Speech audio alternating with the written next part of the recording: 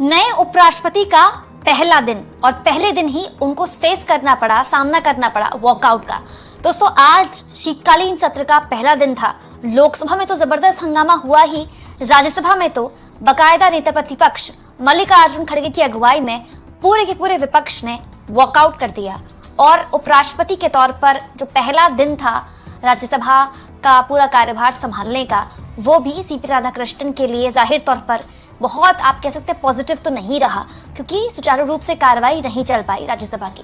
दोस्तों, आप जानते हैं एसआईआर के मुद्दे पर लगातार आज पहला दिन हंगामा होता रहा राज्यसभा में। एक्चुअली में जो पूरा सुबह का वक्त था वो तो नए उपराष्ट्रपति सीपी राधाकृष्णन के स्वागत में गया।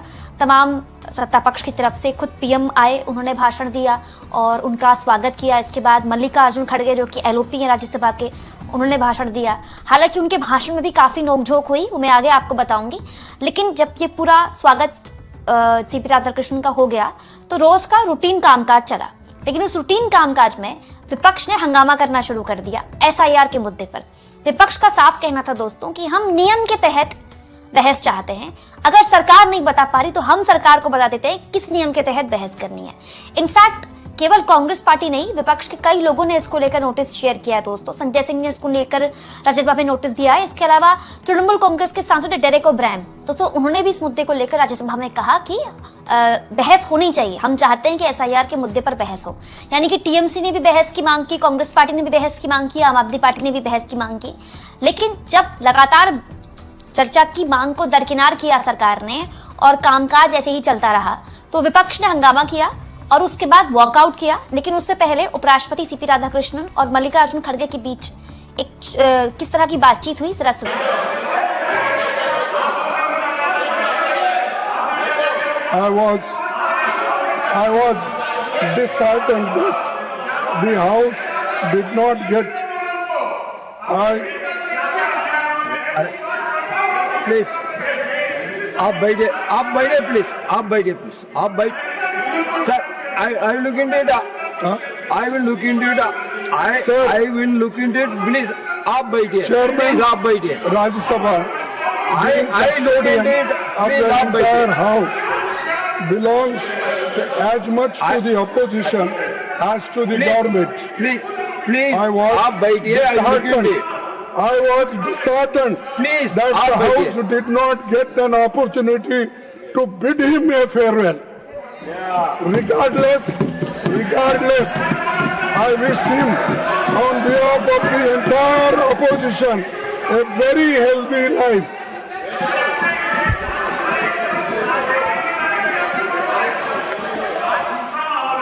It is our fond hope, rather we are confident that you will take care of the entire sections of the House. Sir, we are confident that you will be impartial and treat the opposition and the treasury benches in equal measures. Sir, मैं last में ये कहूँगा, सभापति जी, अपनी बात पूरी करने से पहले मैं आपसे अपील करना चाहूँगा कि आप अपने आसन से उस तरफ ज्यादा न देखे, उसमें खतरा है। दोस्तों, इसके बाद विरोध के तौर पर मल्लिकार्जुन खड़गे वहां से निकले और तमाम विपक्ष के सांसद वहां से निकल गए। और आज का दिन आप कह सकते हैं राज्यसभा में भी कामकाज तो हुआ, लेकिन अंत में विपक्ष ने अपनी मौजूदगी दर्ज नहीं कराई। मतलब विपक्ष पूरी तरह से विरोध करते हुए संसद से बाहर निकल गया। अब आप मानकर चलिए दोस्तों कि पूरा इस एक हफ्ते में यही सूरत हाल देखने को मिलेगा संसद के अंदर, क्योंकि विपक्ष एकदम आर पार के मूड में है। संसद से लेकर सड़क तक इस वक्त एसआईआर की गूंज है। दोस्तों, यूथ कांग्रेस की तरफ से देश के अलग अलग शहरों में, अलग अलग राज्यों में लगातार एसआईआर को लेकर विरोध प्रदर्शन जारी है, प्रोटेस्ट जारी है। कई जगह चुनाव आयोग के दफ्तरों को निशाना बनाया गया। वहीं तृणमूल कांग्रेस की तरफ से भी आज बीएलओज, जो तृणमूल कांग्रेस के समर्थित बीएलओज थे, वो आज चुनाव आयोग के दफ्तर पहुंच गए। अच्छा, दिलचस्प ये कि अंदर जो है वो बीजेपी के नेता मौजूद थे, चुनाव आयोग से बात करने के लिए आए थे, वो भी अपना विरोध दर्ज करवाने के लिए आए थे। बाहर बीएलओ पहुंच गए और हंगामा करने लगे। वहीं दूसरी ओर संसद के अंदर, लोकसभा में भी आज हंगामा हुआ, राज्यसभा में भी आज हंगामा हुआ। और एक्चुअली में सरकार को पता था कि ये होना है, इसीलिए संसद शुरू होने से पहले ही सरकार एग्रेसिव मोड में आ गई। सरकार ने कहना शुरू कर दिया, खुद मोदी ने कहना शुरू कर दिया कि ड्रामा यहां नहीं होना चाहिए। अब दोस्तों, मोदी ने जब इसको ड्रामा बोला तो पूरा विपक्ष एक हो गया। विपक्ष के सारे लोग जितने भी थे, चाहे वो प्रियंका गांधी हो, उन्होंने ये कहा कि उनको ड्रामा दिखता है, ये एसआईआर के मुद्दे पर लोगों की जान जा रही है, उनको ड्रामा दिखता है। इसके अलावा अखिलेश यादव ने भी ये कहा कि ड्रामा कौन करता है पूरे देश को पता है। और मल्लिकार्जुन खड़गे ने भी आज संसद में जब सीपी राधाकृष्णन का स्वागत हो रहा था तो उन्होंने ये बोला कि अब आप सबके हैं, सत्ता पक्ष के लिए भी है और हमारे विपक्ष के लोगों के लिए भी हैं, तो केवल उधर ही मत देखिएगा, हमारी तरफ भी देखिएगा।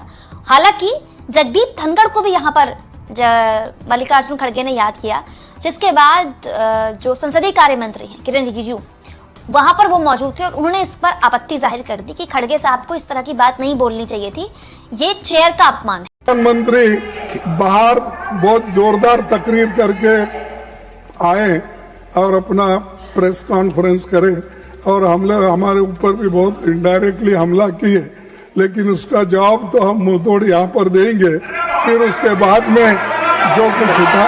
इसीलिए आपकी शुभकामना मैं देता हूँ, आप सबको धन्यवाद। किरण रिजिजू जी, आप सुन लीजिए, एक ही तर्क मैं दूंगा।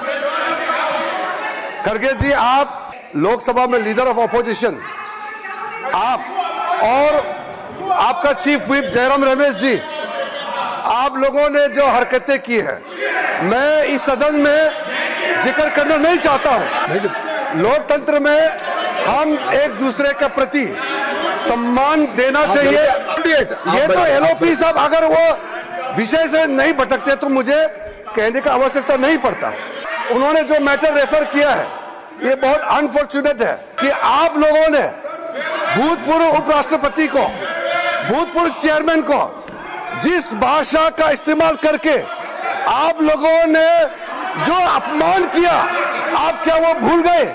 कांग्रेस पार्टी और आप लोगों ने फॉर्मर वाइस प्रेसिडेंट के खिलाफ जो भाषा का इस्तेमाल किया, जो आप लोगों ने रिमूवल नोटिस में जो शब्दों का इस्तेमाल किया, आप लोग खुद सोचिए कि चेयर का गरिमा को आप लोगों ने कितना तार-तार किया है और आज आप यहाँ ध्यान देने का काम करते हैं।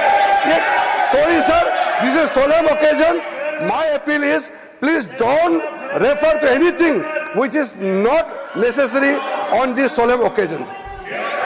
दरअसल दोस्तों, सरकार को पता था कि एसआईआर के मुद्दे पर उसके लिए लेने के देने पड़ने वाले हैं संसद में। विपक्ष किसी भी हाल में सरकार को काम नहीं करने देगा, इसीलिए इतना छोटा सत्र रखा गया है। 15 दिन मात्र, 19 तारीख तक सत्र है और हार्डली 15 दिन ही संसद चल पाएगी क्योंकि सैटरडे संडेज भी होता है। लेकिन बड़ा सवाल यह है कि एसआईआर के मुद्दे से बहस से भागकर एक्चुअली में बीजेपी मौका दे रही है विपक्ष को कि देखिए एकलौती यही पार्टी क्यों है जो एसआईआर का समर्थन कर रही है। क्या बीजेपी उन बीएलओस की मौत का भी समर्थन कर रही है जो एसआईआर की वजह से या तो जान दे रहे हैं, उनकी जान जा रही है? ये एक ऐसा मुद्दा है जिसके बाद बीजेपी के पास कोई जवाब नहीं होगा। पहला दिन तो निकल गया, लेकिन अभी 15 दिन और निकलने हैं। आपको क्या लगता है? कमेंट बॉक्स में जरूर लिखें और जितना हो सके चैनल को शेयर भी करें और सब्सक्राइब भी।